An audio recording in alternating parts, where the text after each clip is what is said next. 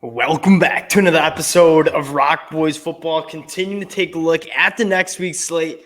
Heading back down to the Big 12 as the Cincinnati Bearcats head on the road to Stillwater and play an Oklahoma State Cowboys team that I am working my butt off to try to understand this team. I was so out on this Oklahoma State team after that loss to South Alabama.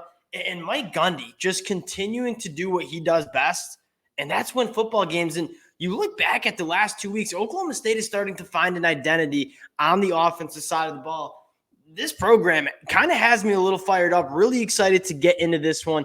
Before we do, just want to say thank you to you guys. The support y'all have shown for all of these game breakdowns.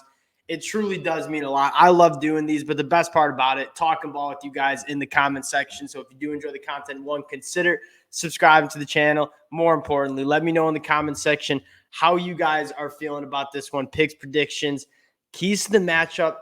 And let's get into this Oklahoma State team. And I want to start with this Oklahoma State offense that beginning of the year, playing quarterback roulette, didn't really want to run the football, did not have a lot of success throwing the football. And we kind of said, we previewed the Kansas State game a couple weeks ago, and I got up and said, I don't see an identity on this Oklahoma State offense. They don't really do, they're not sticking to anything. They're not sticking to a quarterback, and they're not really doing anything at a high level. And I said, who are your playmakers?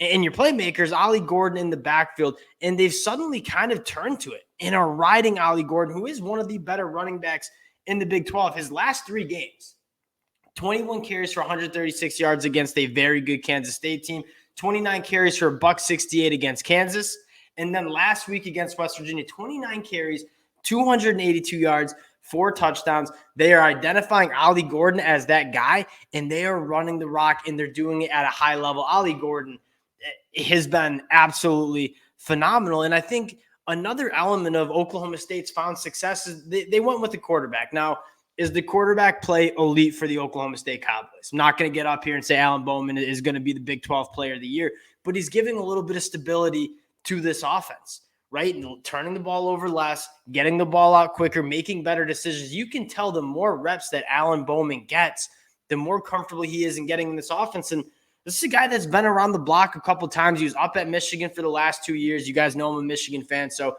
really big fan of Alan Bowman and what he did. I credit the development of J.J. McCarthy a lot to that veteran and Alan Bowman, walking him through some things. And it's really cool for me to see him get a shot and really take advantage of his new shot at Oklahoma State. And similar, throwing the football, like they're starting to find their playmakers as well. And we knew guys like Brennan Presley and Brady, like they're playmakers. They're getting them the football. They're hitting explosive plays. The 360 or 180, I should say, I think, turnaround from this Oklahoma State offense has been absolutely insane in the last 3 weeks. And I'm suddenly looking at this Oklahoma State team and I'm saying, this is a team that you had some buzz around, like potentially making a run in the Big 12 because they had a light schedule. This, with the bones of what they have, is a team that I think could make some noise towards the end of the year if they continue on the track they are on. Flipping over to the Cincinnati defense, this is a good defense, right? I think the offense has turned the ball over, put them in some bad spots. You look at the front seven, Oklahoma State having a lot of success running the football. I'm really interested to see if they can run the football against the Cincinnati team that you take a look at the notes, 3.1 yards per carry allowed to opposing running backs. That's number 19 in the country. They got some real dudes up front, right? Dante Corleone, Jawan Briggs, 2 guys who will be in the NFL next year. Deshaun Pace doing his thing at the linebacker spot.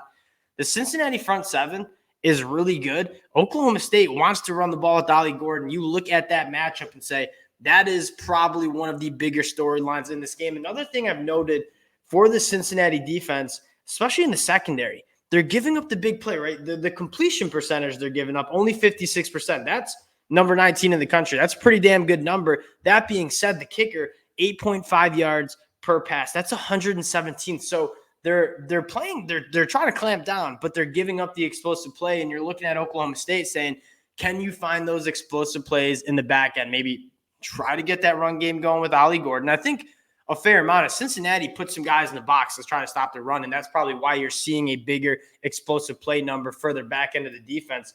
If Oklahoma State can get the ball going and get the running game going with Ollie Gordon and then work some play action, get Brennan Presley, Jaden Brady going vertical, that seems to me like a pretty good recipe for the Oklahoma State Cowboys.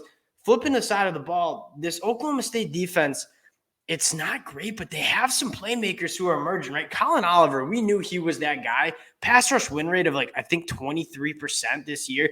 He's a game wrecker, and they move him around. They have him do a lot of different things, but at the end of the day, he is the playmaker for this Oklahoma State team. Nick Martin at the linebacker spot, he's really stepping up and playing his role. And the secondary is coming along, right? Abs Trey Rucker, Kendall Daniels starting to force some turnovers. This Oklahoma State defense is not elite. It does.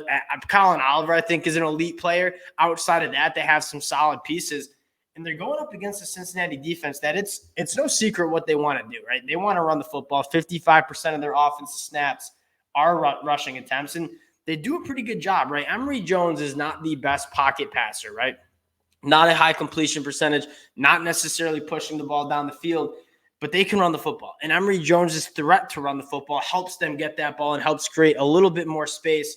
Corey Kiner, Emory Jones, dynamic backfields for Cincinnati, but when you do look at when they want to push the ball down the field, not very successful, right? 61% completion percentage, only 5.9 yards per pass. That is one of the least explosive passing attacks that you see in college football. I think there are some pieces there, right? Xavier Henderson, the transfer from Florida, I think he's a very good receiver.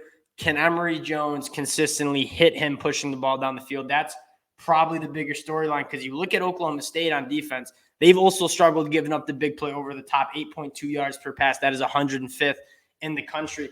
This is a really interesting matchup, and Oklahoma State fans, y'all have been giving it to me in the comment section the last couple of weeks. I haven't picked Oklahoma State the last couple of weeks, and Mike Gundy proving me wrong and proving me wrong back-to-back weeks. Looking at this game, Cincinnati, I like the front seven of the defense. I like what they can do running the football, but I don't know if they can hit those explosive plays.